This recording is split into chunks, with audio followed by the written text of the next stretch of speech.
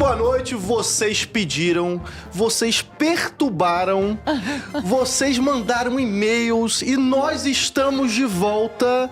Nova temporada do Conversa Paralela. Eu estou aqui ao meu lado de ninguém mais, ninguém menos que Lara Brenner. Muito boa noite, Lara. Oi, meu querido. Que prazer revê-lo. Agora... Acharam que nós estávamos mortos, tá mas aqui é o Walking Dead. Ressuscitamos. Vocês não estão entendendo, a gente não morre. E estamos agora numa ilustríssima companhia também, porque somos em 3 aqui.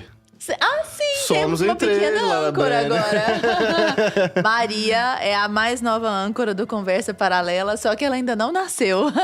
Mas ela já está se preparando. Já está chegando. Vai ser um então, prazer. boas-vindas para Maria também, que vai participar aqui da nossa conversa. E para a gente iniciar essa nova temporada, antes de a gente apresentar aqui os nossos ilustríssimos convidados, eu queria lembrar vocês que, só assinar Brasil Paralelo, R$19 mensais, você tem acesso a todos os nossos originais, aos filmes também do catálogo, as análises também. E assinando o Acesso Total, você tem acesso também aos nossos cursos. Então o QR Code está na tela aí aparecendo. E hoje a gente está aqui, Lara, com Ernesto Lacombe. Lacombe é jornalista e escritor, já esteve aqui presente também no especial de Natal, já fez outras coisas aqui com a gente. Muito boa noite, Lacombe. Como é que você está? Boa noite, Arthur. Boa noite, Lara. Boa noite, Cris. Estou de novo. É parceria total com a Brasil Paralelo, né? Desde 2020, eu acho que eu estou nessa parceria. Sim. Muito me orgulho, aliás. Tamo junto. E estamos também aqui com Cristina Grêmio, que é jornalista, colunista e comentarista política. Boa noite, Cristina. Boa noite, muito obrigada pelo convite. Também já estive aqui, né? Não muito tempo atrás. Um prazer estar de volta. Lara, um prazer te conhecer. Já Todo com a Maria meu. Caminho, que delícia. Parabéns, saúde. Muito obrigada, Cris. Prazer reencontrar Você é meu ótima. colega aqui, o Lacombe.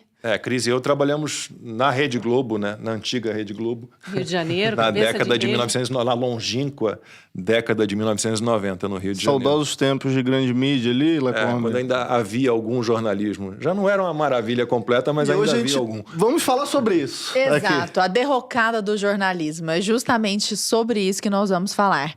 Eu vou aproveitar este gancho, Lacombe, já vou fazer uma pergunta nesse sentido, porque eu já estou partindo do pressuposto de que nós todos concordamos que o jornalismo não está lá essas coisas. Ninguém aqui está muito satisfeito com o jornalismo. Respirando por aparelhos. Respirando por aparelhos, sobrevivendo por pessoas como vocês. Já estamos aqui até falando de vocês fazerem cursos para ensinarem as Eu pessoas. estou com o meu em preparação já tem muito tempo, mas dá uma Olha trabalheira. só, o bom jornalismo. Não, mas eu acho que é um O trabalho que jornalismo é a compensa. grande mídia como um todo, né? A grande mídia, de maneira geral. Eu digo mais... eles conhecem bem os dois, né? Os jornalistas e a grande mídia. E... claro que muito aconteceu nos últimos anos, mas eu queria saber de vocês, começo pela Cris, o que é que você acha, Cris, ou quais são os fatores que mais pesam na sua cabeça para o jornalismo ter degringolado como degringolou nos últimos tempos, nos últimos anos? Nossa, é conversa para muitas horas. Nós vamos tentar resumir numa conversa paralela aqui. Né? Ótimo, uma conversa de bar. Mas tem vários fatores. A chegada da internet foi arrebatadora. Quando todo cidadão, e a internet é móvel, né? Especialmente a móvel, ali meados de 2010 para frente, com redes sociais já. Quando todo cidadão se percebe, de alguma forma, um possível comunicador, né? E um possível documentador da realidade. Claro que com todos os percalços que tem nesse caminho, porque não tem, aí não vou dizer que só o jornalista sabe documentar ou relatar, mas não tem as ferramentas mesmo, não sabe exatamente como buscar a maior quantidade de elementos para você poder trazer o fato mais próximo da realidade, para expor o que está mais próximo da verdade. Então a pessoa vai lá e coloca a visão dela de um fato, de um único ângulo, e coloca categoricamente como a verdade. O jornalismo tradicional começa a ver aquilo como uma agressão, a busca pela verdade, então começa a adquirir, a gente conversava em off aqui agora há pouco, ele começa a adquirir um viés de eu sou o dono da verdade, como ousam querer trazer, em vez de aglutinar aquilo como algo que podia vir agregar na apuração do fato, né? Então, a pessoa... pegar um exemplo bem prático aqui. A pessoa presencia um acidente de trânsito de um ângulo. Vamos supor que é do ângulo de um pedestre que não estava olhando exatamente para a esquina onde o acidente aconteceu, mas virou a cabeça bem na hora que ouviu o barulho. Então, ele acha que o culpado foi o motorista daquela rua e não o dessa rua. Ele dá a visão dele, aí grava um vídeo, coloca na rede social dele. E a história não necessariamente é aquela. Então, eu entendo esse lado, não estou fazendo isso para defender a imprensa, mas eu entendo esse lado do jornalista que estava acostumado a ir lá e ouvir os dois motoristas, o policial que chegou para socorrer, as testemunhas do acidente, o cara do caixa da padaria que viu da esquina de um outro ângulo e tal, juntar todo esse conjunto de informações e dar um relato do que muito provavelmente aconteceu, mas só, obviamente, se houve uma vítima fatal ou alguém ferido, só um inquérito é que vai trazer a verdade. Então, eu entendo esse incômodo. Começou ali. As pessoas começaram a documentar e isso começou a ganhar uma proporção absurda e o jornalismo se sentiu prejudicado, digamos, na essência ali, né? E na sua alteza de ter as ferramentas para conseguir ir atrás. Só que ele demora meia hora, 1 hora, dependendo do local do acidente, para chegar lá e conseguir. Então, muitos dos elementos não vão estar mais no local quando ele chegar. Então, não necessariamente o jornalista teria a verdade. O furo já chega no Twitter antes de qualquer pessoa... Então, ali começa. Tem também a história de que já havia os blogs, né? Tudo começou com blogueiros, né? Que coisa. Eu nunca fui muito tecnológico, mas... Mas nisso já tinha jornalistas, de fato, fazendo um jornalismo independente, muito precocemente, ainda lá no início das redes sociais, e que já era visto como inimigo daquela mídia tradicional, que era sempre aquele grupo e tal.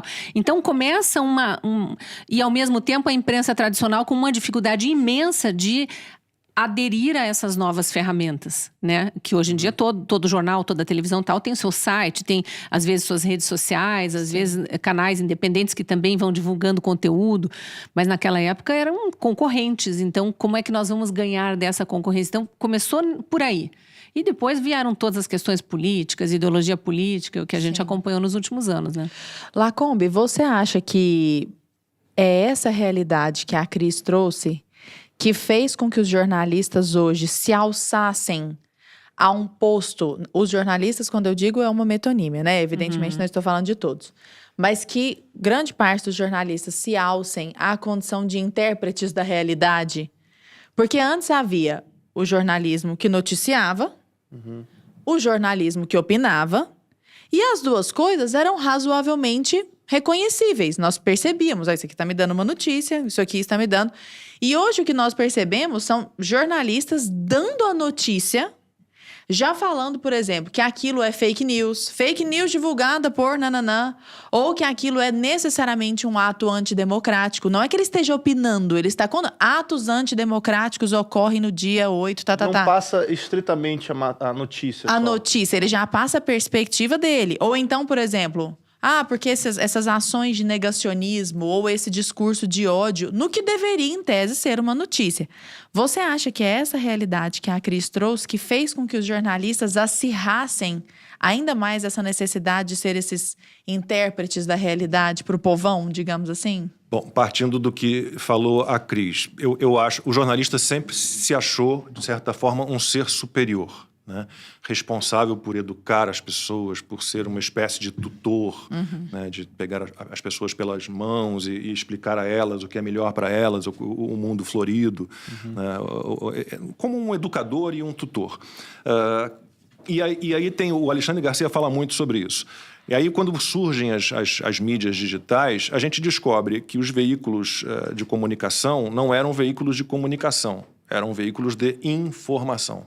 Que a comunicação se estabelece, né, você é especialista nisso, né, no emissor, no receptor e com esses papéis se invertendo.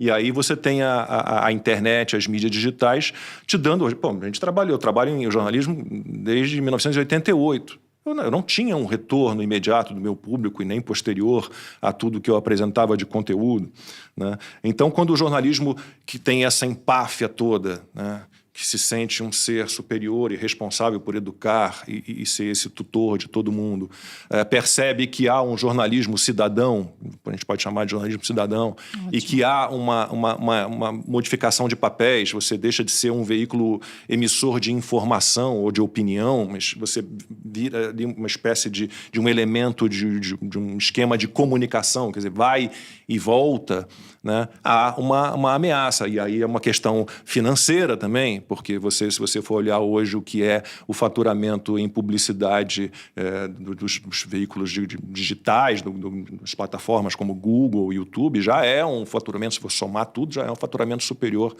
ao da televisão.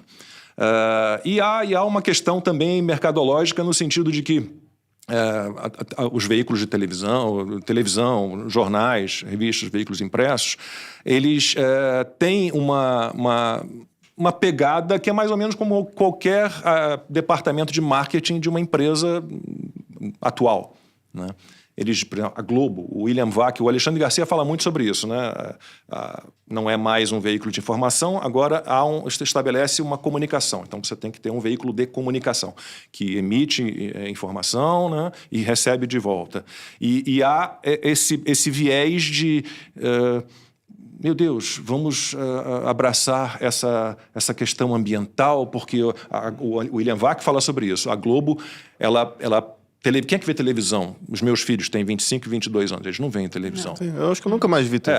Então, a Globo, em algum momento, o William Vac já fez essa análise, ele acha que a Globo percebeu, opa, a gente tem que garantir o público mais novo. E de que maneira a gente vai garantir esse público mais novo? Vamos abraçar as causas que eles, teoricamente, estão abraçando. Ambientalismo, política identitária, essas Só que a gente percebe todas. que a mídia mainstream, né, essas grandes corporações, nos Estados Unidos é muito mais visível, eu acho, que essas questões. Por exemplo, você pega a Fox, ela é claramente, todo mundo sabe que ela é republicana. Você pega a CNN, ela é mais democrata, né? A gente não percebe muito isso aqui, tirando raríssimas exceções, caso você vê uma Revista Oeste, você vê uma Gazeta do Povo, Uma né? Carta Capital, se autodeclara. Exato, mas tirando isso, as grandes corporações, elas se colocam num ponto, a gente sabe que não é, a gente percebe pelos editoriais ali. Você tem, por exemplo, você vê às vezes um Bonner entrevistando o atual presidente Lula, né? Começando com aquela frase, né? O senhor já foi inocentado. Você não deve nada à justiça. Então, não deveria ser melhor a grande mídia brasileira se posicionar? Não, nós seguimos tal determinada cartilha, nós agimos assim, para a galera que está assistindo poder escolher, sabe? Vamos para pensar. Eu acho lindo, eu adoro o jornalismo que se posiciona, eu gosto que você defina a sua linha editorial, olha, eu tenho um pensamento. Agora, se você partir do princípio de que o jornalismo trabalha com o mundo real e com fatos, de que maneira você vai justificar um veículo de informação ou de comunicação com uma linha editorial ligada ao comunismo? Algo que, né, é fato, não funciona, não dá certo. Né? De que maneira você vai aceitar que haja... Tudo bem, eu sou um democrata, um liberal, quer defender. Agora, para o jornalismo, que trabalha com o mundo real e com fatos, é algo meio esquizofrênico. Sim. Né? Eles precisam pagar de imparciais, né? Eles não vão abrir mão disso, de continuar se pagando de imparciais ali, ainda que o público esteja percebendo que não há imparcialidade. Agora, uma pergunta que eu tenho aqui é com relação, por exemplo, a gente sempre fala que ela... É uma tipo anedota, assim, que é o olho do patrão que engorda o boi, né? A gente percebe que, sei lá, com a saída da família Marinho, da direção ali, né, do Roberto Marinho, aquela coisa da Globo, e outros veículos também, né, onde o dono não está tão presente, mas ali a gente percebe, né, que às vezes a redação vai tomando um outro corpo. Isso é verdade mesmo? Quando o dono estava antigamente mais presente, ele tinha um cuidado editorial maior, ou nada a ver? Acho que isso não tem a ver com a mudança de geração e talvez em outras áreas, não só no jornalismo. Isso fique claro também, é óbvio, vai entrar uma geração mais nova, filha daqueles fundadores, ou enfim, daqueles que ficaram a maior parte do tempo da empresa no gerenciamento. É óbvio que vão vir com uma outra visão de mundo e tal. Mas aí eu queria dar um passo atrás, que é um ponto importante que a gente não mencionou e que tem tudo a ver com o jornalismo atual, que é o aparelhamento das universidades pela esquerda. A gente falaria disso. Isso começa pela área de humanas, e o jornalismo está ali, fortíssimo, a ponto de... O Alexandre Garcia, outra vez que eu vim aqui, era o Alexandre Garcia que estava na conversa, e o Alexandre Garcia sempre cita isso em palestras dele e eu gosto de repetir, já falei para ele, eu repito o teu exemplo porque é exemplar realmente, né? Desculpe a redundância aqui. Mas ele fala o seguinte, eu fui dar uma palestra na Universidade de Brasília, isso já tem muito tempo, e algum aluno questionou alguma coisa. E eu, como jornalista, disse, não, você como jornalista, você tem que ouvir todos os lados, buscar a verdade acima de tudo, ser subjetivo na hora de relatar o fato. Muito obrigada, aqui é conversa com café. E o professor interrompeu e disse, não, aqui eles não aprendem a ser isso, aqui eles aprendem a ser militantes. Então, quando as universidades chegam nesse nível de aparelhamento, que você não está mais preocupado em formar jornalistas para serem jornalistas, e sim militantes, é óbvio que tudo mais vai descambar. Então você acha, Cris, porque a gente... Então, desculpe, só voltando à tua pergunta original. Os filhos dos antigos patrões, dos antigos donos das antigas empresas de informação, eles já entram aqui com essa cabeça. Então, eles não se importam de ver a redação migrar para esse tipo de jornalismo através dessa geração que vem chegando. É porque a gente percebe, às vezes tem umas coisas que a gente olha, né? Umas manchetes risíveis. Risíveis. Né? Você fala, pô, o cara estudou 4, 5 anos. Despiora. Pra jogar um... Agora exatamente, era o desmelhora. exemplo que eu ia falar, assim, um despiora da vida. E aí eu fico me questionando se eles são de fato coniventes com aquilo, se eles acreditam veementemente no que eles estão escrevendo, ou se eles são reféns de todo esse aparelhamento ideológico das universidades, que cria tem um pouco militantes de tudo, também. né? Tem um pouco de tudo, porque lá como vai poder dar uma opinião aqui, mas eles realmente para um jornalista que se propõe, quando faz o juramento lá, a buscar a verdade acima de tudo, trazer com isenção, para benefício da sociedade, ele se coloca na condição de um porta-voz da sociedade e de repente ele diz, não, eu vou doutrinar do meu jeito para ter mais gente pensando como eu, militante como o professor queria que ele fosse, para receber os aplausos daquela panelinha, porque tem também isso, o corporativismo é muito forte no jornalismo e é um tal de buscar elogio e aplauso do outro que acho que não existe em outra carreira como no jornalismo. É forte, mas não no caso da censura, né, Cris? Não, no caso da censura. Não, nós somos todos uma ala à direita, que não deve ser nem olhada e nem defendida. Mas o jornalista, quando ele se coloca nessa condição, ele já está ali militando, ele já não está mais preocupado com o público, ele já está preocupado com outras coisas. E aí ele realmente acredita que falar que despiora é a verdade. Ele realmente não consegue mais enxergar. Ele não Já bitolou. É um famoso, nível de... o peixe não vê a água, né? Agora a gente tem um exemplo de uma situação parecida, que é um monte de jornalista dizendo que agora que a ameaça do golpismo passou, vamos às leis. Mas assim, o jornalista, essa história, isso é fato, tem a ver com a falta de humildade. O jornalista se acha o ser transformador do mundo, né? E a maioria das faculdades pensa nisso, né? Para informar militantes, mas o jornalista, no fim das contas, ele não é um ser superior, ele é simplesmente um contador de histórias reais e de histórias em movimento.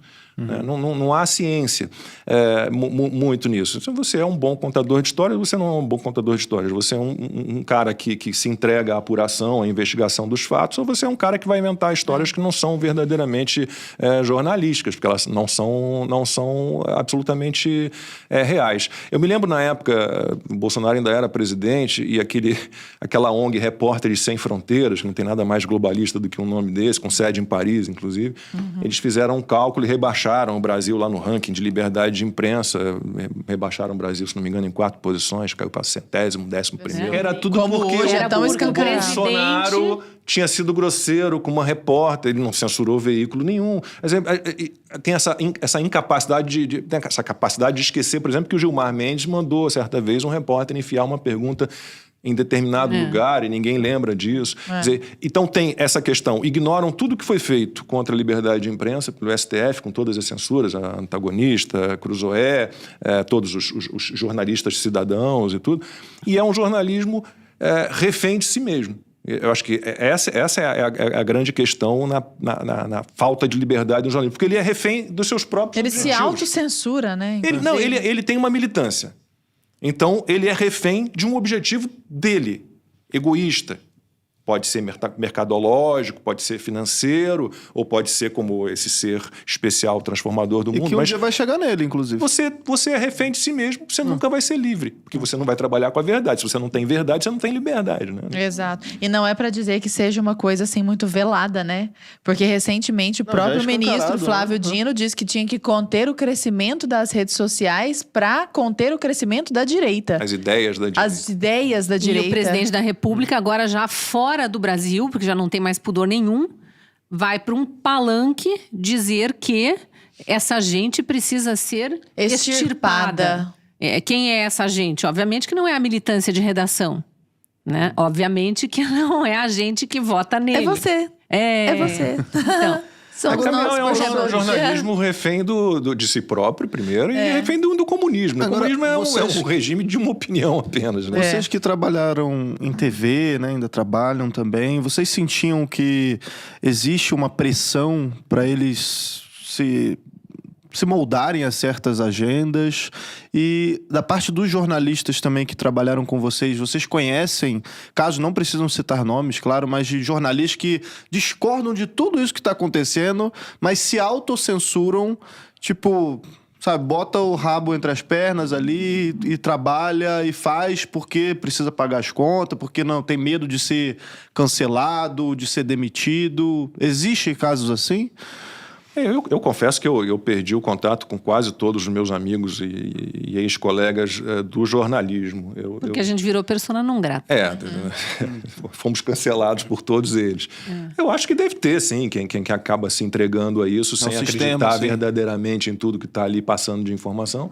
Mas há os militantes ferrenhos e que acreditam nessas baboseiras E o negócio todas vai num que crescendo. vendem. Quer ver? Eu gosto de citar o caso das manifestações de junho de 2013, porque estava naquele início ainda de redes sociais, não tinha a força que tem hoje, né?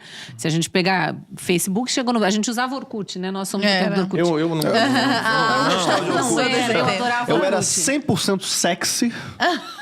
Que e 80% brega, Arthur. confiável no Orkut. Não, mas as Mas pessoas você diziam, lembra, você não vai lembrar, você lembra, eu nunca seguia as definições, que estamos desvirtuando a conversa, mas vai lá. Por favor, vale a pena. parênteses. É um parênteses muito importante para quem não conheceu o Orkut. Eu tenho 57 anos, mas não Vou conhecia. te ensinar o que era o Orkut lá comigo. tinha Você criava vontade. um perfil e ele tinha dicas para te ajudar a você criar o seu perfil, a sua descrição, a sua definição, para facilitar para as pessoas te encontrarem.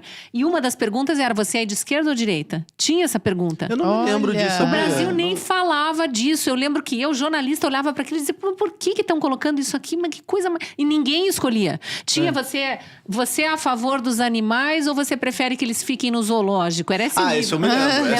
Essa eu me lembro. Eu nunca Você respondi vê, nada daquilo. é antigo, né? Eu nunca O respondi nada movimento daquilo, é mas você antigo. tinha opções de ir escolhendo ali para definir qual era o seu Perfil. Aham. entendeu? E tinha o tal do esquerda e direita, eu achava... E tinha, acho que tinha centro, imagine. Não Olha existia centrão, só. mas existia centro. O Guilherme Olha Fiuza me só. convenceu a não usar mais, eu não uso mais direita, esquerda, não uso. Eu não uso mais progressismo, porque a gente acaba se rendendo... Associando com o Regressismo. progresso. Tem regressismo que eu acho que define melhor. É lindo o progressismo, né? Eu sou progressista, Soa não quer bem. progresso, né? Mas não, são comunistas e socialistas. Eu tenho usado a palavra... Porque a gente precisa usar as palavras também, né? Perfeito. Eu tenho usado a palavra regressista já tem meses, porque realmente o que eles pregam é um retrocesso tão grande, mas tão grande. Basta olhar os países que adotaram essas ideias absurdas. Inclusive querem voltar para a ditadura, para a tutela do Estado. Quanto mais aparelhamento, melhor. Não é só o Estado grande, né, que consome, que aumenta impostos. Controlador. É o controlador, né? A pandemia É o veio pai como, de todos, o como uma tutor. escola nesse sentido.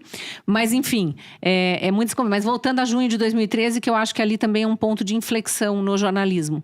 Para a gente tentar entender se há jornalistas que acabam presos nessa espiral do silêncio, nesse modus operandi, tem que seguir. É quase como adolescente, né? Como é que eu ouso discordar do grupo? Eu vou ficar sem grupo. É quase isso o que eu acho que aconteceu nas redações a partir de junho de 2013. Aquela massa vai para a rua num primeiro momento por causa dos 20 centavos da passagem, certo? Sim. Aqui em São Paulo, né? O resto do país tinha tarifações diversas, mas todo mundo entrou na onda dos 20 centavos. Mas não era por 20 centavos. Logo na sequência a gente fica sabendo que não era por 20 centavos. Era uma foi a gota d'água no copo cheio. Então vamos reclamar de tudo nesse momento em que a gente resolveu ir pra rua. Porque teve Primavera Árabe e tal, e as redes sociais estão chamando, Vamos sentir a força das redes sociais, sem nem saber muito bem, mas foi nessa onda. E ali veio tudo. Reclamação contra a corrupção, a Lava Jato já estava acontecendo, e veio tudo à tona, né? E algumas respostas eram esperadas que não vieram, e o que não era esperado era black blocs no meio. Black blocs, representantes da extrema esquerda. Isso a gente sabe e tem que dizer com todas as letras. E eles começaram a provocar quebradeira, mas vamos pegar em Curitiba, que é uma cidade menor, tem menos de 2 milhões de habitantes, tinha 100 mil pessoas na rua. Mesmo que tivesse 100 black blocs na rua quebrando coisas, quem são eles no meio de 100 mil? É óbvio que o jornalismo sempre noticia o que é diferente. Sim. O que foge Da normalidade. Da normalidade ali. E tinha uma massa de pessoas andando nas ruas todas as noites, porque aquilo durou dias e dias e dias. A gente cobrindo aquelas manifestações. Na época eu era repórter de televisão ainda. E a cada dia uma depredação maior. Um dia era um ponto de ônibus, depois era agência bancária, até que quebraram todos os vidros da prefeitura, o negócio foi crescendo. Então eu entendo que é notícia, mas você nunca pode deixar de dizer, no meio dessa notícia, que havia 100 mil pessoas na rua reivindicando tudo e mais um pouco. Sim. E dar voz a essas pessoas. E não, era só os black blocs. Então, aquelas outras 99.990 pessoas começaram a se rebelar contra a imprensa. Porque não está noticiando direito. A polícia também estava contra a imprensa, porque havia gás lacrimogênio, barreira de escudo de polícia para empurrar a massa para longe da prefeitura, das agências bancárias, enfim, para proteger o patrimônio. Enfim, era um balaio ali muito explosivo. E nós, no meio das coberturas, todos nós conhecemos, né? Quem estava Você era repórter? Não, você estava no esporte já nessa época, né? Repórter de 88 Tô falando de até junho de 2013. 2013 já estava no paraíso estúdio, lá. Ele estava no ar-condicionado do estúdio. Deixa eu trazer um relato da rua, de quem suou lá no meio da cobertura. Constrangido, eventualmente. Né? Na época da Lava Jato, eu fazia o Bom Dia Brasil e era duro de entrar ali para falar de gols da rodada com a Lava Jato. Mas vamos lá para tentar explicar o que eu estou querendo dizer. As manifestações duraram ali mais ou menos umas 2 semanas diariamente, no país inteiro. Começou em São Paulo, mas logo em seguida em todas as capitais, foram pelo interior e tudo mais. E ganhando corpo, sei lá, no 5º, no 6º dia começaram a aparecer esses vândalos no meio, quebrando tudo, mas era nada perto da quantidade de pessoas que estava ali.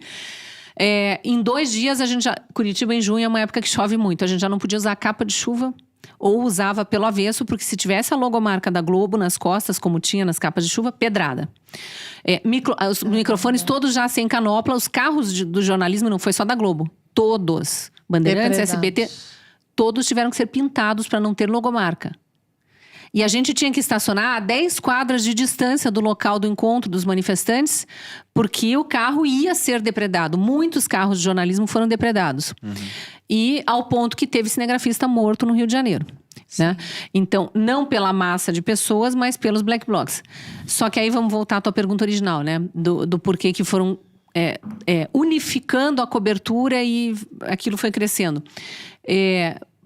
Porque a gente era mal visto pelos manifestantes de um modo geral, porque cobria só os black blocs. Pelos black blocs, obviamente, porque a gente escancarava quem eram eles. Pelos policiais, porque os policiais queriam aquela massa longe e a gente estava ali no meio, então a gente também era mal visto pelos policiais. E a gente não podia mais trabalhar como jornalista, porque a gente levava pedrada, gás lacrimogênio, um pouco de tudo. Ou seja, rojão. Persona não grata de todos. Como é que você vai ver o jornalismo cobrindo com isenção, com toda essa carga emocional? Então começam, e a cobertura do jornalismo dando destaque para os black blocs dispersou os 90.990 que não tinham nada a ver com aquela quebradeira, que queriam só o que é legítimo, manifestar a sua indignação com coisas erradas que aconteciam. Só que depois vieram manifestações fora Dilma, impeachment, e tudo isso foi acontecendo. Depois no impeachment eram os cartazes de intervenção militar. No meio de 200 mil pessoas, a imprensa só mostra aquilo. Sim. Então foi num crescendo, assim, sabe? Sim. E você ia pra redação, eu fui uma voz dissonante lá. Inclusive, eu abandonei o jornalismo. Eu desisti de uma carreira de 26 anos de reportagem de televisão, porque eu não aguentava mais o ritmo que as coisas estavam tomando. E não era nada perto do que é hoje em dia. Mas eu percebi que aquilo estava virando uma coisa que não era o meu jornalismo. Porque eu dizia, a gente não pode ficar nessa cobertura desse jeito. Não, Cristina, mas não pode pensar em intervenção militar. Então, me tiravam da cobertura, porque eu ia mostrar que tinha 200 mil pessoas pedindo outra coisa e um cartaz de intervenção militar. Mas eles queriam mostrar que tinha pedido de intervenção militar e esquece o resto da manifestação. Essa, inclusive, já faz parte da minha próxima pergunta. Antes, eu só queria lembrar pro pessoal de casa, né? Isso tudo que você está comentando, Cris, a gente também fala bastante no nosso dos últimos documentários que a gente fez aqui, original da BP, que é A Direita no Brasil. Então, se você quiser assistir, o QR Code está na tela aí, link também na descrição, assine e assista a esse mais de 100 originais da BP. Você está comentando dessa tua saída, né, da grande mídia e tal, e eu queria fazer essa pergunta para os dois. Vocês são dois outliers aí, né? Como é que partiu da onde partiu essa força, essa coragem para sair também da onde vocês estavam, de tomar a pedrada? Vocês antes tomavam pedrada dos black blocs, agora vocês estão tomando pedrada da classe toda jornalística. Como é que foi aí pra você? Como é que foi aquilo? Eu tomei pedrada na privatização da Telebrás. E da nos Vale, leilões. no Rio de Janeiro, na época que eu trabalhava com Lacombe, na TV Globo. Não, na essa cobertura foi da privatização da Vale, tomei gás Eu lacrimogêneo. tomei na da Telebrás, nas é? telefônicas. Como é que foi lá, Come? Conta aí. Era no leilão, era na Bolsa de Valores, ainda havia a Bolsa de Valores no Rio de Janeiro, ali na 1º de março, ali naquela região ali onde fica a Assembleia Legislativa também. E tinha a turminha super democrata, assim, né, que não queria saber de privatização. Esse pessoal que defende as ideias que não deram certo em lugar nenhum do mundo, em tempo nenhum, estavam lá tentando impedir a privatização.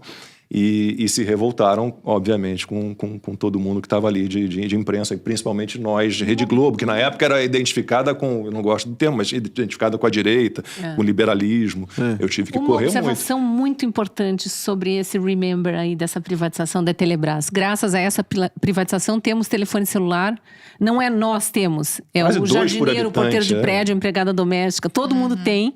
A gente não tem mais que esperar 5 anos para ter uma linha telefônica em casa. A gente é dessa época.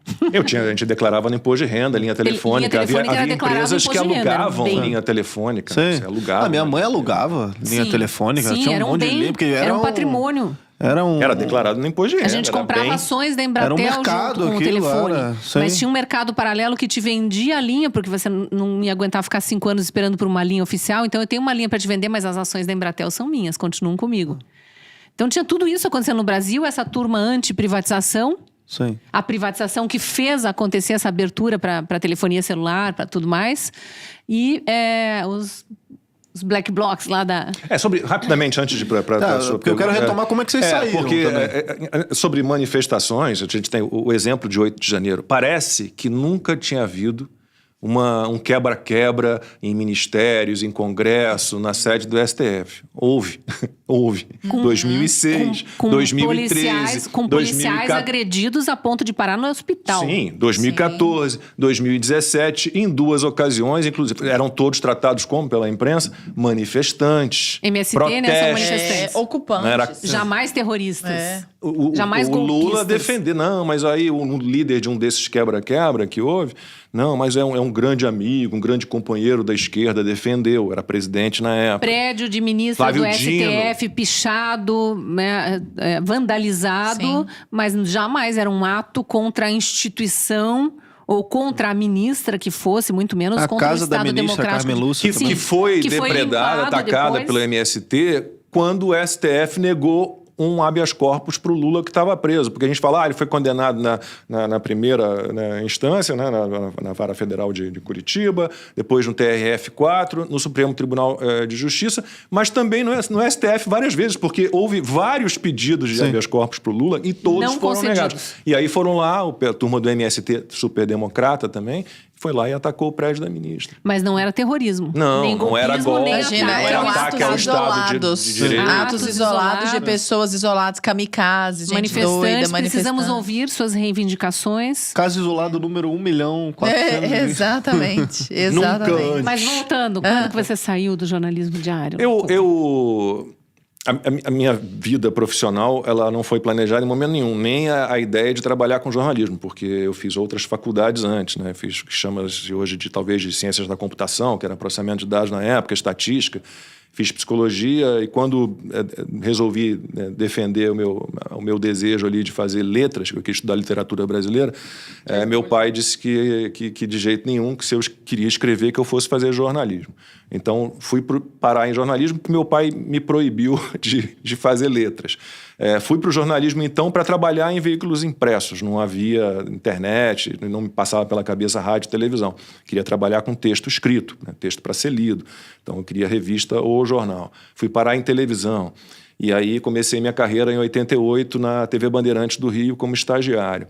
E fiquei nisso, né, aí indo de repórter especial, editor executivo, apresentador, até 2017, quando a Globo resolve não renovar meu contrato. Eu estava no esporte já desde 2003. Né? E aí fui convidado para fazer um reality show. Então, assim, eu não desisti do jornalismo. O jornalismo, naquele momento, desistiu de mim. Eu fui para a República Dominicana, fui lá, fiz um reality show para Bandeirantes lá na República Dominicana, fiquei quase 6 meses. Era o quê? Exatlon Brasil. Essa história dá uma outra conversa para essa Que loucura, eu não sabia disso. Essa história ele te conta Era depois tipo, numa outra. tipo um Survivor, No Limite. É tipo só que limite, as provas, em vez de terem aquela criatividade, originalidade do Survivor e tal, era tudo Olimpíadas do Faustão, entendeu?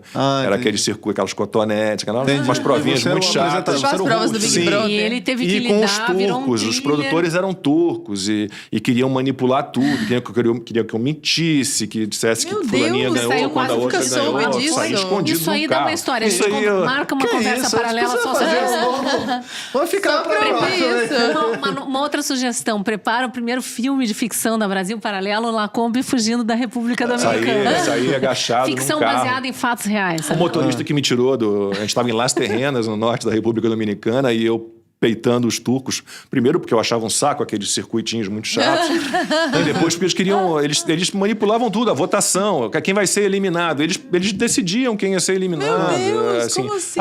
Para a votação agora que esse resultado tá bacana. O Giba, do vôlei, era um do grupo dos famosos. Aí... o Giba foi indicado para eliminação. Era o A Deriva que a gente fala. Não, aí entrava o Turcão lá. Não, o Giba não pode. O Giba é o mais importante. Não, peraí. Segura o Giba. Gibaneiro. Então eu fui Você era para... manipulado. Eu fui para reality show. Depois da República Dominicana, saí de lá escondido, ameaçado de morte pelos turcos.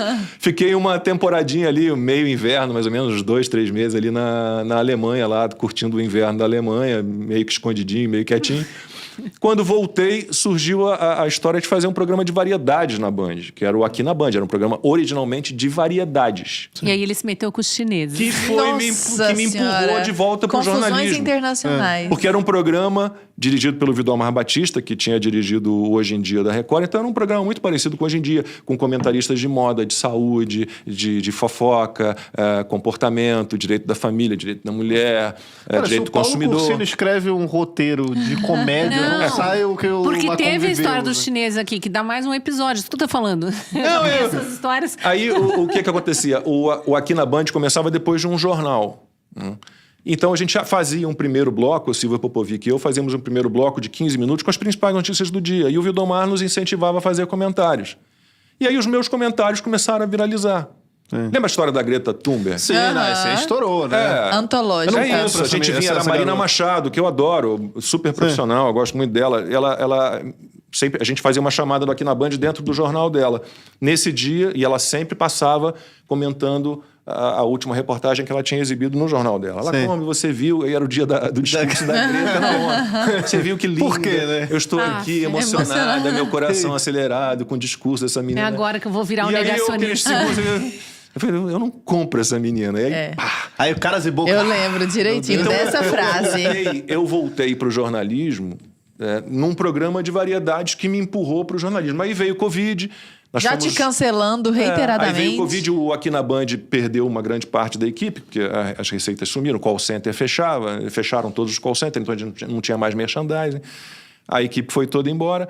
E o Vidomar ali comigo, eu falei, cara, vamos fazer um programa de estúdio, que era o que a gente pode fazer. E aí começamos a fazer os debates da Covid, com o Antônio Wong, o Otsuka, com o Geraldo Alckmin, que era comentarista de saúde do meu programa. E aí você decolou, né? Aí eu virei refém disso. Mais do que nunca. E o Todo o meu público, o meu grande público vem desta época. Sou obrigada a lembrar um episódio desse thriller aqui fenomenal de Lacombe, que Explana, joga quando na ele mesa, sai joga na mesa. Vou jogar na mesa, mas isso é outro episódio também, porque é muita coisa pra contar. Mas quando ele sai da Band, acho que logo na sequência abre o canal do YouTube. É o primeiro e eu acho que o único, não sei se em outro país tem, mas no Brasil com certeza, que em uma semana, 10 dias, tinha 1 milhão de inscritos em seu canal do YouTube. Olha só. Pois é, olha que coisa interessante. O Lacombe soltou "Eu não compro essa menina". Ele teve a audácia de fazer isso. Você, Cris, disse que abandonou o jornalismo. E já naqueles primórdios, em que a coisa ainda era meio... Ainda era estranho perguntar se você era de direita ou esquerda no Orkut, por exemplo. Então, nós vivíamos um tempo muito mais nebuloso do que esse tempo de hoje. O professor Olavo de Carvalho, ele sempre citava uma passagem de Goethe. Agora, eu não sei se era algo escrito ou se era algo que ele dizia, geralmente. Não existe nada mais potente do que a força da personalidade. E você dizia aqui agora há pouco, antes de nós começarmos o programa, que o fato de vocês serem vocês... e não terem se dobrado, e não terem sucumbido, fez com que houvesse uma ruptura na espiral do silêncio. E muita gente procura vocês. Sim. Eu queria saber, a gente escutou um pouco da história do Lacombe, eu queria saber um pouco da sua história também. Como que foi essa ascensão para que você virasse a Cris de hoje, que nós conhecemos contundente como Foi é? bem menos dramática do que... Não teve chineses nem turcos. Não tem chineses, nem turcos, nem viagem para a República Dominicana. Foi tudo em território nacional. Mas vamos lá, eu preciso começar dizendo que a primeira profissão que eu pensei em seguir foi letras. Olha, Um dia ainda faço, sabe? Pelo mesmo motivo. Mas isso, sabe aquela coisa? Criança, eu gostava tanto de estudar a língua portuguesa. Para mim, assim, análise morfológica e sintática. Os alunos queriam correr da professora e eu abria o caderno e dizia, vamos. Sabe? Eu lamento, assim, me doeu o coração que não tenha mais estudo das conjugações verbais em sala de aula. Eu esperava o dia da prova oral, só para mostrar que eu tinha decorado aqueles verbos, né? Princesa. Enfim, eu amava aquilo. Então, eu achava que eu tinha que seguir uma carreira com língua portuguesa. E não sei... porque eu decidi aos 14... Mas eu lembro que foi aos 14 anos, quando eu entrei no ensino médio, que eu ia ser jornalista. Sem ter nenhum jornalista na família, mas com esse mesmo intuito dele. Vou escrever, eu gosto de escrever. Sempre gostei muito de ler, amava a língua portuguesa e tal. Então, tem tudo a ver. E acabei já na faculdade indo para televisão. E depois descobri que em televisão a gente escreve muito, porque você tem que escrever pouco. Muito, então, e muito errado, muito inclusive. Não você, evidentemente, né? Mas de maneira geral... E isso que eu digo, responsabilize o autor do texto e o repórter é o autor do seu próprio texto. Ou no ao vivo a gente perdoa tudo, costumo, né? Ou quase tudo, porque é linguagem coloquial e sai... Eu sempre tentei falar corretamente para não cometer esse erro de... não querendo ser professora, mas você está ali numa condição de exemplo, de alguma forma, né? Você está passando informações erradas, a pessoa vai replicar informações erradas. Está passando uma forma errada de falar. Sua ferramenta é a linguagem, imagina. Né? Tanto que, às vezes, a criança é instruída, mas ela fala errado porque em casa ela ouve os pais falando errado por serem de uma origem mais humilde. Então, eu tinha essa percepção, assim. Mas, voltando, então, acabei fazendo jornalismo porque queria escrever. Já no início da faculdade percebi também o mercado muito fechado lá em Curitiba, né? Poucos jornais, não conhecia ninguém e tal, não tinha estágio em jornal na época, por restrições do próprio sindicato. Acabei indo procurar emprego em televisão, consegui. E por lá fiquei por 26 anos, em várias emissoras. Fui atrelada a 9 emissoras diferentes no período que eu fui repórter. Tanto em Curitiba, quanto no Rio de Janeiro, onde eu trabalhei. Trabalhei também em Petrópolis, na região serrana do Rio. E em São Luís, tendo Maranhão e Piauí sob a área de cobertura. Então, né, tinha uma área grande, assim. E foram experiências muito diversas. Sul, Sudeste, Nordeste. Lá no Maranhão, o dono da emissora era o filho do Sarney, que na época era presidente do Senado, foi presidente do Senado 4 vezes, né? Tinha sido presidente da República. A governadora era a Rosiana, uma das filhas. O outro filho era ministro do Meio Ambiente, do Fernando Henrique, que era presidente na época. E tudo o em família. terceiro filho era o que cuidava das empresas de comunicação. Então, era uma situação peculiar também. Eu era repórter da Globo, na afiliada, mas, né, compartilhamento ali. Então, enfim, são experiências marcantes, e eu amava muito aquilo. Eu gostava demais de ser repórter de rua, de estar junto do fato, de relatar o fato, mesmo entrevistar as pessoas. É muito rico. O jornalismo é muito rico, e o jornalismo pro repórter, especialmente de televisão, né, que tem que ir lá colher o depoimento, não é só você ligar e ouvir a pessoa, com todo respeito aos outros repórteres também, que tem um trabalho grande para conseguir levantar todos os detalhes do fato, mas Eu amava aquilo, só que junho de 2013 foi um ponto de inflexão. Eu já estava desgostosa com algumas coisas que aconteceram na carreira ali, por motivos variados. E eu estava muito bem posicionada na carreira, na profissão. Tinha o respeito dos colegas, ainda que existisse divergências, por exemplo, em relação a determinadas coberturas. Eu era voz dissonante sempre lá e gerava alguns atritos até por me posicionar, por ter personalidade e colocar as minhas opiniões sempre de forma clara. Mas de junho de 2013 para frente ficou muito difícil, porque o público começou a perceber um viés na cobertura ali. Sim. Esse é o ponto de inflexão, quando o público começa a perceber o viés de cobertura. Já havia aquele movimento dos veículos de imprensa não saberem como iam lidar com a internet e com os ousados que começavam a fazer o papel de jornalista e dar as suas versões de fatos ali na internet. Mas não era uma coisa tão clara. O público percebe o viés do jornalismo a partir dali. Aí vem... Mas porque eles estavam mais politizados, é isso? Você acredita nisso? Ou sempre não, foi... porque o público foi pra rua. O público viu que tinha 100 mil pessoas na rua, 10 eram black blocs e que a imprensa só mostrava os black blocs. E não dava vazão para aquela demanda da sociedade de se fazer ouvir. Então, eu acho que foi por aí. Como assim? Não era isso. E aí, em 2014, após a eleição da Dilma, eu vim para São Paulo participar de uma das primeiras manifestações fora Dilma, muito antes de se falar em impeachment, ainda em 2014. Foi a primeira manifestação, ela lotou umas 3 quadras aqui da Paulista e na Folha de São Paulo, no dia seguinte, saiu 500 manifestantes pedem intervenção militar. 500 manifestantes de São Paulo pedem intervenção militar. Nossa Senhora. E aí eu fiz o trabalho de uma testemunha ocular. Quando eu vi lá em Curitiba, a imprensa local, inclusive a Gazeta do Povo, onde eu trabalho hoje, replicando matérias da agência Folha, com esta mentira já no título, eu ligando para colegas. Olha, eu tava Não lá. é verdade. Não é assim, eu tenho foto, você quer foto e tal. Não, porque no final da manifestação, lá no Ibirapuera, tinha um caminhão de intervenção militar. Eu falei, mas isso não era manifestação, a manifestação era na Paulista. E essa não é a notícia, né? A notícia não era essa. Tinha 500 pessoas contestando o resultado daquela eleição, que foi muito estranha. Bom, resumo da ópera. Isso foi crescendo, virou 2016, fora Dilma, já com irresponsabilidade fiscal, com impeachment, com Lewandowski fatiando a Constituição e tal. Eu falei, não vou ficar nisso aí. Eu saí mesmo do jornalismo um pouco antes do impeachment da Dilma. Eu ainda durei 3 anos ali, mas assim, brigando Nossa. com os meus monstros internos. Pareceram né? 300. E né? eu pedi para sair, literalmente, porque era uma época de uma recessão econômica tamanha que, como nunca antes na história desse país, na empresa onde eu trabalhava, se demitia de 10 a 15 pessoas por mês.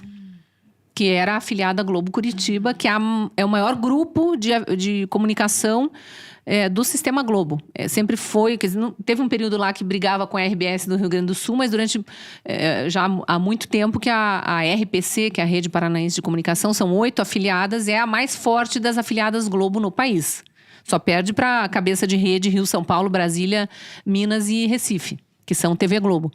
E eu pedi para sair. Eu falei, já que estão demitindo todo mês, não dá mais.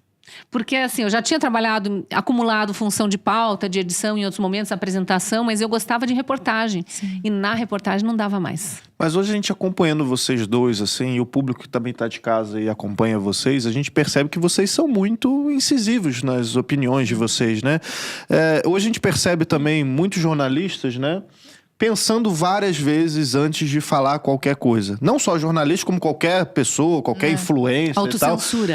Isso. E a gente recentemente, inclusive, foi na Venezuela, né? Fizemos um documentário lá com o Fábio Lima, o Bruno Musa, tá na plataforma pessoal, o QR Code está na tela, se vocês quiserem assistir. Parceiro, amigo. Isso.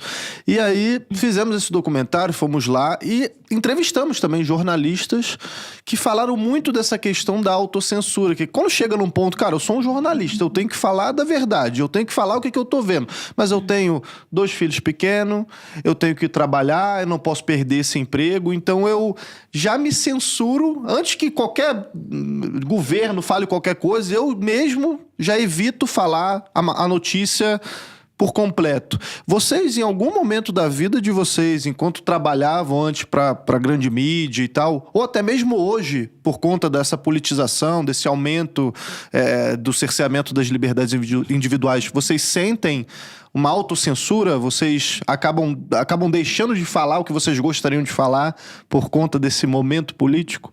Fala aí, Lacombe. Eu não deixo de falar, mas eu falo de uma maneira que eu me proteja de alguma forma. né? Já escrevi algumas crônicas sobre esse assunto na Gazeta, perguntando o que eu posso falar. Eu posso falar de quê? De receitas, dos meus mortos, das nuvens, formato das nuvens. Mas você utiliza de analogias? Eu adoro... E tem assuntos que não pode mais. Às vezes você sabe exatamente de quem eu estou falando, de que grupo eu estou falando, mas Isso eu não coloco o nome de ninguém. Ele segura um tridente, tem chifres. Mas eu não falo quem é. Mas obviamente que as pessoas sabem de quem eu estou falando. Eu adoro o Milor Fernandes, mas ele dizia, e com um certo desdém, ele dizia que para o livre pensar, basta pensar. Mas não é assim. Porque a gente vive um momento em que há um sensor, né, na sua cabeça, no seu cérebro, na sua mente. Então, o tempo inteiro, tem vários, lembro de vários textos meus para a Gazeta, né, e para outros jornais, em que eu escreve, apaga. A crônica começa assim, escreve, apaga, escreve, apaga. E tem assuntos proibidos hoje em dia, né? Ideologia de gênero está absolutamente proibido. A Gazeta era um jornal inovador nesse sentido, porque defende abertamente primeiro a biologia, a ciência, né? Segundo, a educação dada pela família. Terceiro, a liberdade religiosa. Então, tem várias premissas aí que foram sendo desrespeitadas quando começaram a impor essa ideologia. Só que o STF decidiu legislar, com aplauso de parte da sociedade, conivência do legislativo, e comparou a homofobia a racismo. E agora tudo é racismo. Racismo da cadeia. E tem jornalistas correndo o risco de ir para a cadeia porque 5, 10 anos atrás escreveram alguma contestação ao que hoje não pode ser dito. Eles pegam algo lá atrás, 10 anos atrás. Quando eles consideraram racismo, não sei se vocês lembram, eles disseram que é um crime... inafiançável. Não, imprescritível. Imprescritível. Então, e atemporal. Então, se quiserem pegar um senhorzinho de 90 anos que em 1930 e pouco disse qualquer coisa sobre homofobia, ele pode... Porque não pode parar na cadeia porque tem leis que... mas... Então, esse assunto não se trata mais. Você vai correr risco. Tudo que você escreve tem que ir pro jurídico antes, pro jurídico analisar, pesar, se vai valer a pena, muda isso, muda aquilo. Então, você prefere... Na pandemia, alguns assuntos não podiam mais ser Rápido parênteses, ditos, né? Cris, mas o ministro da Justiça questionar em 2015, né? As urnas eletrônicas. As urnas eletrônicas, né? Imagina, outros tempos. Aí sai uma reportagem, uma manchete lá que os tweets são verdadeiros, porém antigos. Mas é o dois pesos e duas medidas. E se o jornalismo ainda fosse jornalismo, né, a gente ia ter um debate sobre esse assunto. Porque você não pode dizer, não, sobre isso aqui não se fala. Não, me dê mais informações. Você combate, é desinformação, é mentira. Me ofereça as verdades, me ofereça os fatos, me ofereça mais informação para que a gente tenha um mínimo debate. Mas você não... A gente não está sendo taxativo aqui, né, Lacombe? A gente não está chegando e falando, é isso e tal. Cara, eu só estou querendo questionar. Mas eu só tô querendo perguntar. Vai falar o seguinte, pelo amor de Deus, quais são os países que usam o nosso sistema eleitoral? Quais são os países que usam uma porcaria de uma urna que não tem materialização? Em determinado momento não queriam que a gente dissesse que era Bangladesh e Butão. Lembra disso? Nós lembrávamos sempre, nós, assim, a parcela da resistência, do jornalismo, nós lembrávamos toda hora, gente, nós não podemos questionar um sistema que só existe no Brasil, em Bangladesh e Butão? Aí saía na mídia do consórcio, que é como a gente tem chamado, porque eles se auto-intitularam, né? Quem disse que é só em Bangladesh e Butão? Bom, meu filho, vá apurar, então. Vá fazer seu trabalho, pesquise e descubra quais são os outros. Porque esses já confirmaram, sim, eles têm o mesmo sistema do Brasil. Agora, por exemplo, diferente da BP, né? Aqui a gente é 100% financiado pelos nossos membros assinantes. Então, você de casa aí, você que faz isso tudo aqui acontecer, né? Só que a gente vai ver que na grande mídia não é assim. Então você tem uma concessão estatal numa TV, você tem os patrocinadores ali, muitos patrocinadores estatais também. Isso não faz com que a redação ali se sujeite à agenda. Isso é uma questão gravíssima. Né? Por isso que eu defendo que um veículo de comunicação ele seja totalmente independente. Ele vai receber lá verba de publicidade de empresas privadas, não vai comprar a ideia da empresa, vai oferecer o espaço publicitário, mas verba pública não dá para ter, porque aí você fica completamente refém. Falei sobre isso na sabatina aqui, que é até um assunto muito delicado, mas por que eu fui contratado pela Rede TV, vocês acham? Por quê? Porque eu era um cara que achavam que era bolsonarista e que tinha o telefone do Bolsonaro e ia ligar para o Bolsonaro e o Bolsonaro ia botar dinheiro na Rede TV. Depois das eleições, tchau. Quem é que está lá agora comandando o jornalismo? Na Jovem Pan nós fomos dispensados. A palavra é essa porque era tudo contrato de pessoa jurídica. Agora, em relação à verba pública, eu sou absolutamente contra que um veículo de comunicação aceite verba pública. E é o seguinte, para que um governo, seja ele municipal, seja ele estadual, seja ele federal, precisa ficar gastando uma fortuna de propaganda? Se você já tem, teoricamente, um jornalismo que faz a cobertura da política e do que acontece no Brasil, meu Deus do céu, eu não vejo mesmo. Então, eu sou contra os veículos de comunicação aceitarem verba pública e sou absolutamente contra que um governo, seja ele de que instância for, despeje um monte de dinheiro em propaganda.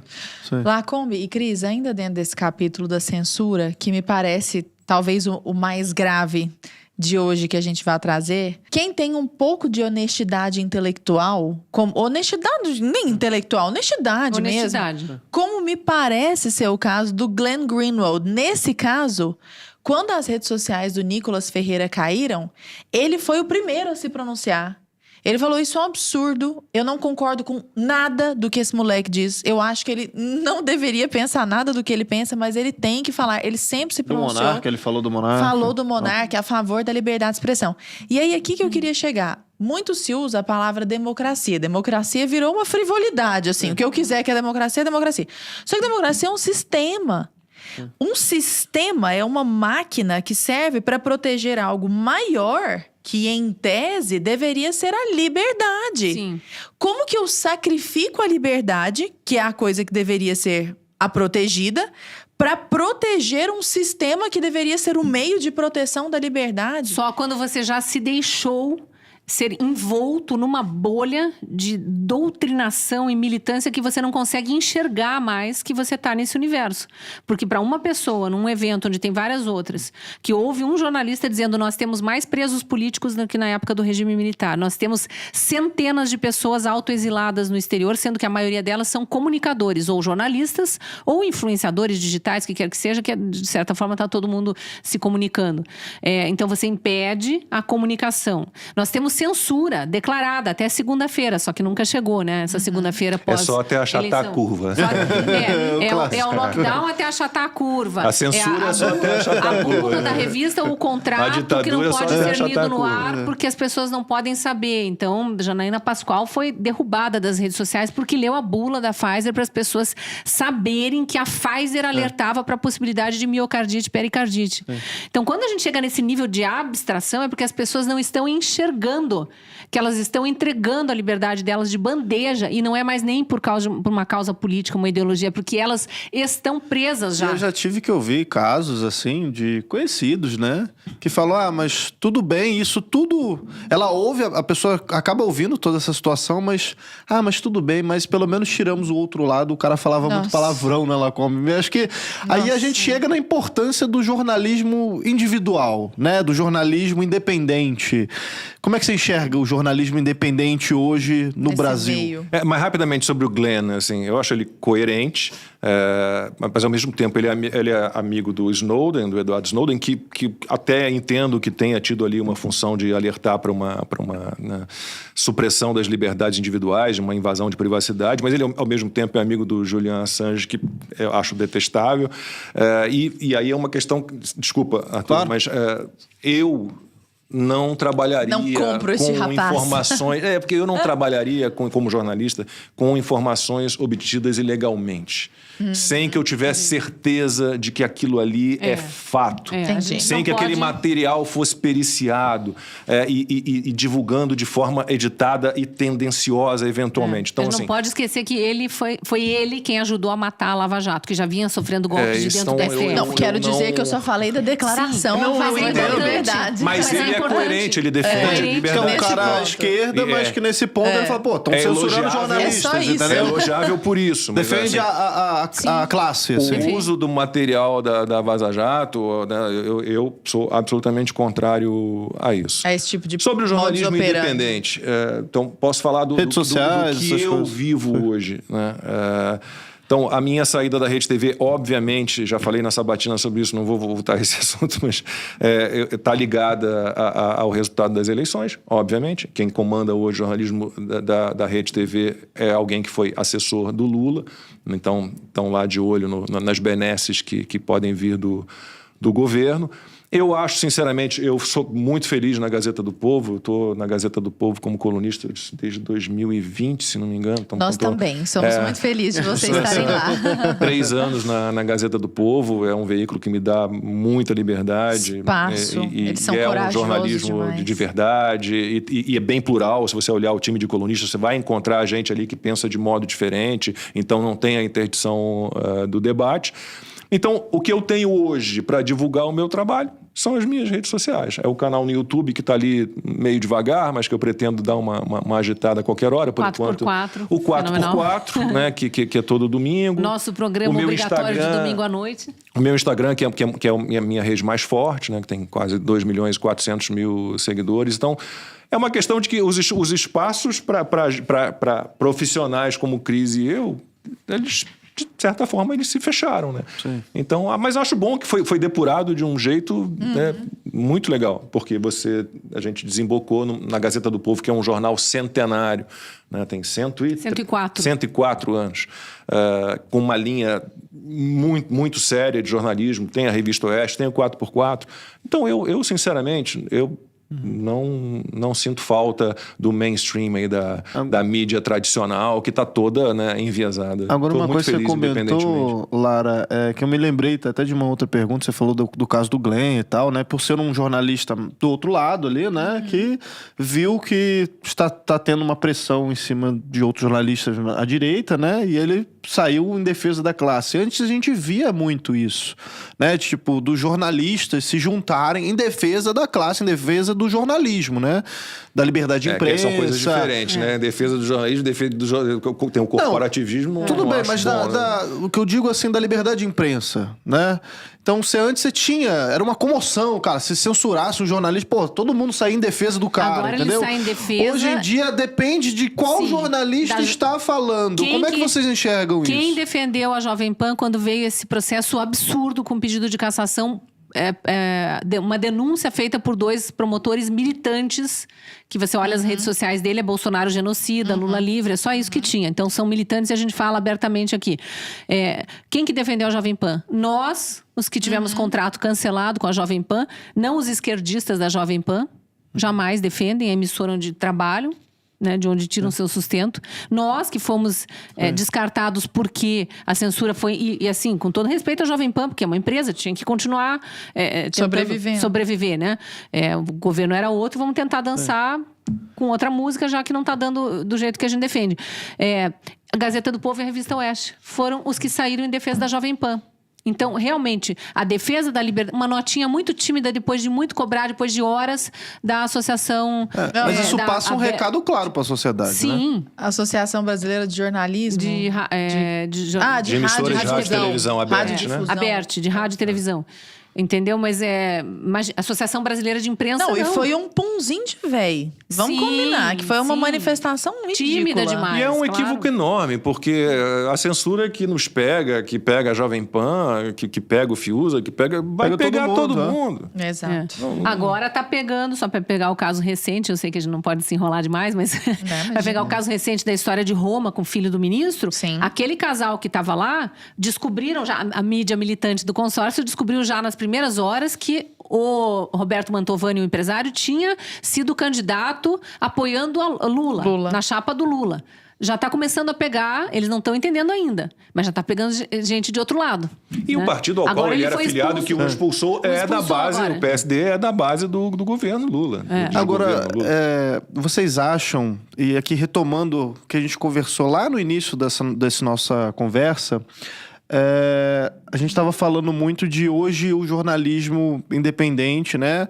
E até o que, eu não sei se eu posso chamar de jornalismo, a pessoa pega um furo ali, já tá no Twitter, muito antes de qualquer equipe jornalística chegar ao local, assim. Vocês acham que o jornalismo perdendo essa força, o jornalismo como um todo, né, para as mídias sociais e tal, isso contribui também para esse cerceamento das redes sociais, eles junto assim com o sistema ou com o governo, então a gente está perdendo força aqui, né? Os jornalistas não são mais essa classe que você comentou outrora. Acima do bem e do mal. Isso, e aí vocês acreditam que esse cerceamento das plataformas digitais, do que deve ou se não deve falar, a questão dos fact-checkers.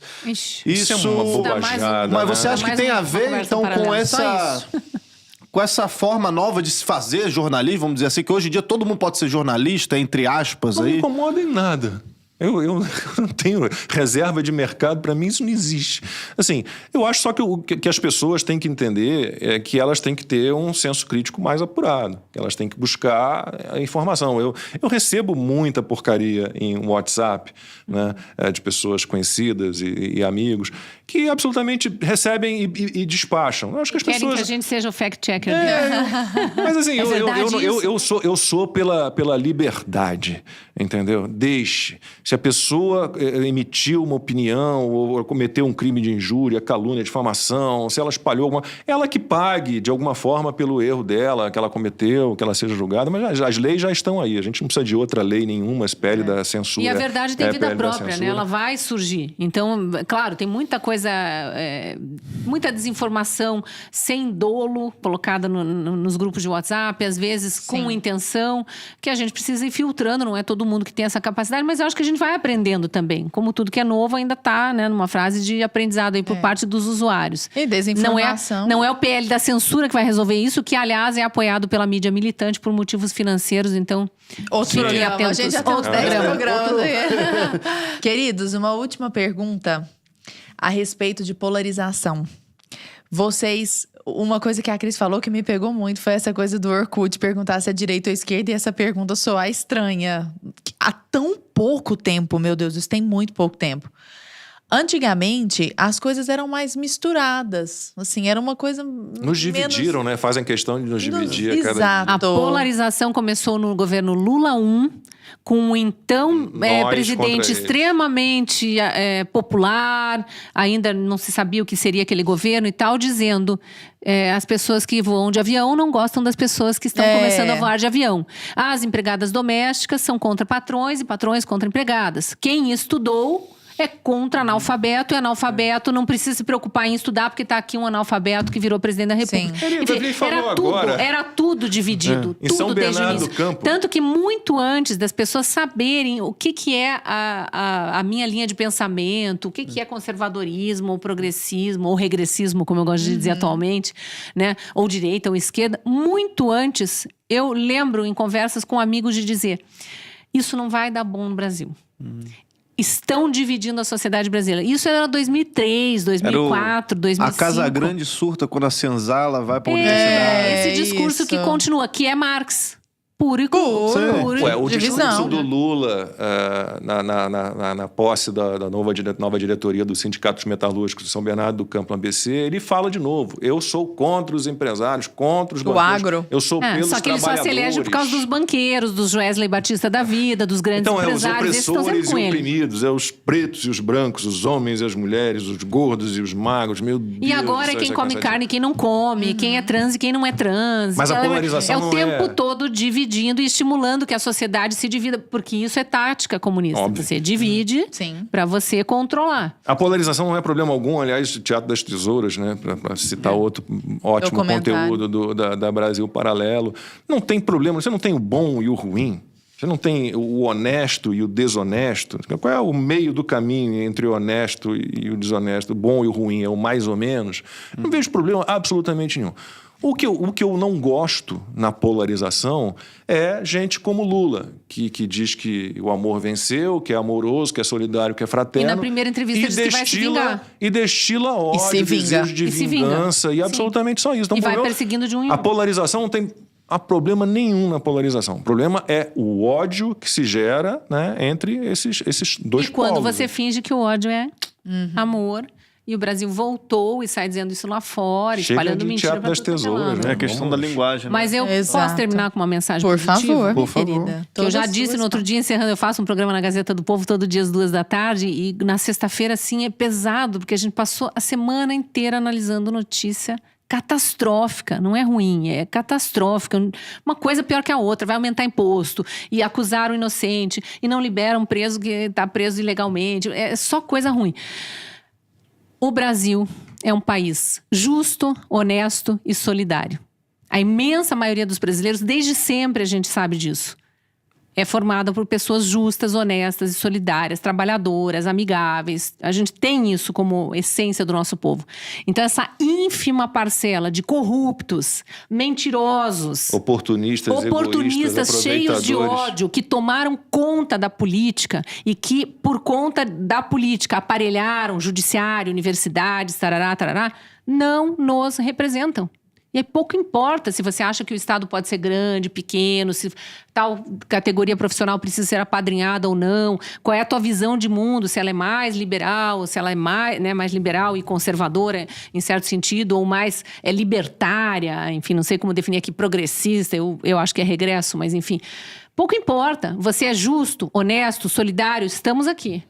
Pare de ouvir aquele discurso de ódio disfarçado de amor e achar que é isso que vai te levar pra frente. Não vai. Né? Então, essa polarização tem que acabar na cabeça de cada um de nós. Né? E dentro dos núcleos menores, que são os núcleos que estão sendo mais atacados, que é o indivíduo, a sua liberdade, a família. Né? Vamos olhar para esses núcleos, preservar esses núcleos para a gente ganhar força de novo. Eu ainda aguardo que os grandes empresários do Brasil se interessam pela comunicação. Assim, como é que você explica que um cara como Luiz Estevão, né, sai da cadeia, monta um portal de notícias que hoje pauta um monte de veículo? Não é só isso, pauta o judiciário, né? Não... Criam uma narrativa de uma conversa de WhatsApp em que um joinha é considerado crime, apreendem, fazem busca, apreensão, apreendem dispositivos de empresários. Luciano Hang está mais de um ano com as redes sociais. Né? Desapareceu, inclusive foi considerado inelegível, uma pessoa que nem candidata era, por causa de uma matéria do Metrópolis que era uma bisbilhotagem dentro de um grupo de WhatsApp. E eu não tô pedindo um jornalista que fez fofoca e não notícia. E eu não estou pedindo aqui que invistam num veículo que vá só vender um lado da história, não. Eu estou pedindo que invistam em veículos de comunicação que façam o único jornalismo que existe. Que é um jornalismo o resto nem é que jornalismo. não interdita debate, que permite as perguntas, que conta todos os lados da história, que inclui todos os lados da história. Do contrário, a gente vai demorar muito tempo para reagir. Cris, vai estar aparecendo na tela, mas as suas redes sociais pro pessoal de casa. @Cristina Grêmio. O meu problema é o meu sobrenome alemão. Que são 2 consoantes, depois 2 vogais e depois 2 consoantes. Procura Cristina Gra e já vai achar. Vai aparecer, mas tá aparecendo na tela também. Um alerta importante. Cristina Grêmio _, Cristina.Grêmio, Cristina Grêmio Oficial. Não real. É você. Não sou eu sou Cristina Grêmio em todas as redes sociais. Falo isso porque fui hackeada recentemente no Instagram, na mesma época do Arthur. Primeiro ficaram tentando criaram contas Golpe falsas. Do Pix, essas coisas estão depois acontecendo invadiram muito. minha conta o pessoal tem que ficar ligado nisso aí. Exatamente. O meu canal do YouTube, a tática foi inacreditável. Hackearam o meu canal no YouTube. Publicaram vídeos pornográficos, você lembra da história? Olha só. Eu não soube disso, não. Tem fins Denunciaram o meu canal e o meu canal foi bloqueado pelo YouTube, isso tudo num período de 12 horas. E todos os portais de notícias davam o que manchete, que são todas iguais. Lacombe divulga canal pornografia. de Lacombe no YouTube banido por publicação de conteúdo pornográfico. Gente, eu não acompanhei isso. Que 12 absurdo. Que loucura. 12 horas. Mas tem uma conotação política por trás desses ataques. Mas isso muito claro. Mas isso é muito Porque claro. Léo também a sofreu gente ataque. sofre denúncias em massa. Sim. A minha conta do Instagram ficou 50 horas na mão de uma quadrilha. Denúncias em massa dos nossos seguidores, vendo que não era eu que estava vendendo golpe de Pix. E a conta não cresce mais. Bem no período em que o meu nome estava um dos raros jornalistas considerados de direita, dos 20 mais eleitos pelo público, no prêmio IBEST, que agora só está medindo interação com a audiência. Bem no dia que o IBEST anuncia... Eu sou hackeada no Instagram, eu perco 2.000 seguidores numa tacada só, que até hoje não recuperei, e a minha conta recupera e perde, que eu entendo que é punição da plataforma, porque ela foi denunciada demais, a minha conta. Então eu não cresço, eu não consigo interação, eu não consigo shadowban, não entrega teus conteúdos. Pessoas que estão assistindo a este Conversa Paralela, vamos parar com esse movimento que está acontecendo com a conta da Cris. E agora então, a gente sigam lá. Cristina Grêmio, sigam do lá. Lacombe. O canal no YouTube é o Luiz Ernesto Lacombe, tem o 4x4, programa 4x4, que eu faço com o Rodrigo Constantino, Ana Paula Henke, o Cris já participou. Todo domingo, né? Todo domingo, às 8 da noite. No Instagram é luiz.lacombe, Luiz com S.lacombe. No Twitter, Luiz Lacombe Real. As outras eu não lembro. Mas tudo bem, a galera acha você. Não tem como Não, tem achar. o tal do Linktree que chama. Tem. Né? Tem o Linktree lá no Todo mundo vai Instagram. achar e vai que estar aparecendo na tela também. Tem o Locals. O Locals é uma plataforma que é mais protegida, que eu tô começando a mexer com Pô, ela. nem sei no o que é Lucas isso. também. Você não sabia o que era Orkut. Tu sabe o que é louco, O Lacombe? Lucas é o Facebook do Rumble. Tá vendo? o Locals, Pô, onde você gostou vai da como é que você definição? sabe? Eu nem sei o que é. O cara não sabe o que era Orkut e sabe Mas, o que é querido, isso. só quem já sofreu censura, então precisa ir procurando Entendi. outros caminhos. Locals é o meu Descobre backup, local. entendeu? É a minha fuga É o ali. backup, Onde está o Paulo Figueiredo, onde está o Alan dos Santos, o Rodrigo Constantino. Maravilha. É Locals, Ótimo. L-O-C-A-L-S. Bom saber. Que Excelente retorno, hein? retorno.